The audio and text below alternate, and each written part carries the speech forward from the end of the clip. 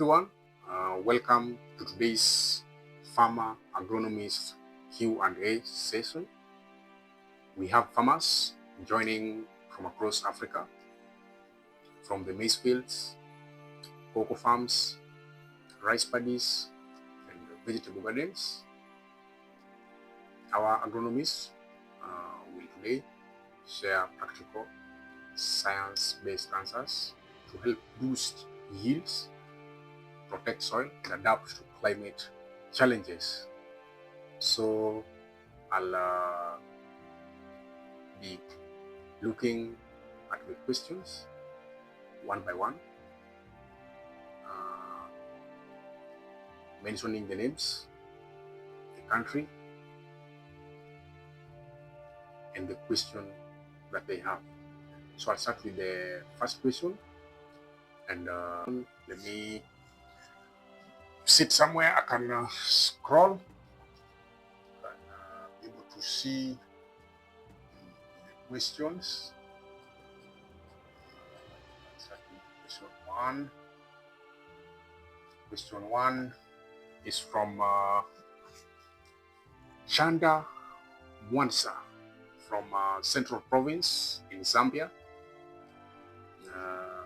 And this question goes, how can I improve my soil without buying my fertilizer? That's a good question, Mr. Chanda. The first step I would advise is to rotate with legumes. Also, you should plant cover crops in off-season, immediately after harvesting. Yes, you should have swines, some grasses to help cover the soil. Also, apply compost or manure yearly, and also avoid burning the crop residues. Use them as mulch to be of help to the farm. I hope you answered, Mr. Chanda. The next question comes from Fatou Diaye from Kolak in Senegal. He has a question. This question goes, my groundnuts often get aflatoxin. How do I prevent this after harvest? A very good question, Mr. Diaye. Harvest on time. Dry the pods quickly under the shade. Also, keep the pods off the bare soil. Store in ventilated bags. Yeah, that one will help you reduce the rate of aflatoxin in your groundnuts. Well, Mr. Fatou. Then we have another question coming from Tanzania.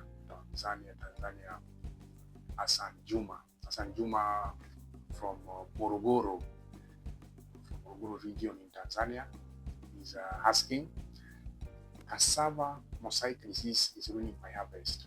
How can I fight it? That's serious. Okay, I'll advise Bwana Hassan that you plant certified disease-free cuttings, also uproot and burn infected plants early. Use tolerant varieties from local research stations. Also, weed your farm to reduce the whitefly numbers. Those are some solutions that will help you, Bwana Hassan. Then the next question comes from South Africa, Limpopo, South Africa. Zanel Lamini. Zanel is asking, pests are eating my cabbages and pesticides are expensive. Any natural alternatives?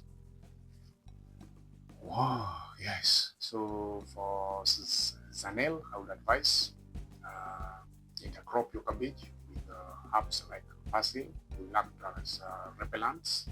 Also rotate with non-cabbage crops each season, crops which are not in the class you can also make neem or chili sprays at home.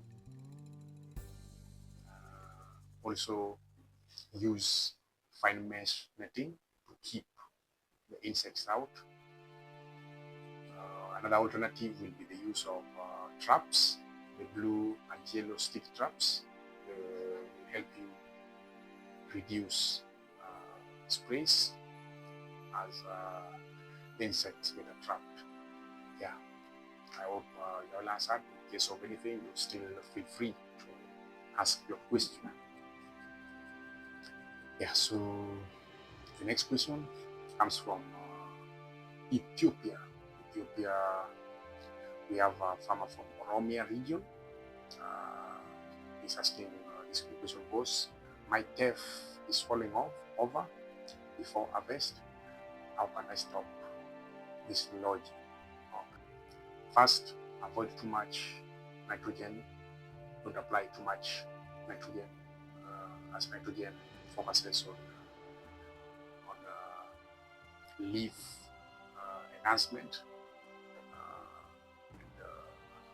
You should use it at certain stages, but not extra or too much. Also use row planting in the correct spacing. Then also choose lodging resistant varieties. Harvest a bit early if heads are heavy. Hope that one answers you. Bekel, that's fine. A farmer in Oromia, Ethiopia. Hope so you are still free. We cover it on our next Q&A session like this. Let's go to the next question. The next question comes from Sarah Nabwire from Bale in Uganda. She's asking, banana wilt is spreading fast. What can I do? Sarah, remove the infected plants completely, including the roots. Use clean planting materials. Disinfect tools before and after using. Plant the wilt tolerant hybrids where possible. That one answers Sarah Nabwire from Bale in Uganda. We go to the next question. The next question comes from Ibrahim Musa. Ibrahim Musa comes from Kebbi State in Nigeria. He's a rice farmer. And this question goes, my rice fields are losing fertility. How can I restore them affordably? Okay, Ibrahim Musa returned straw to the field after harvest.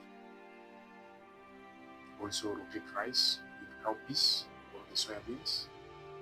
Apply compost manure yearly,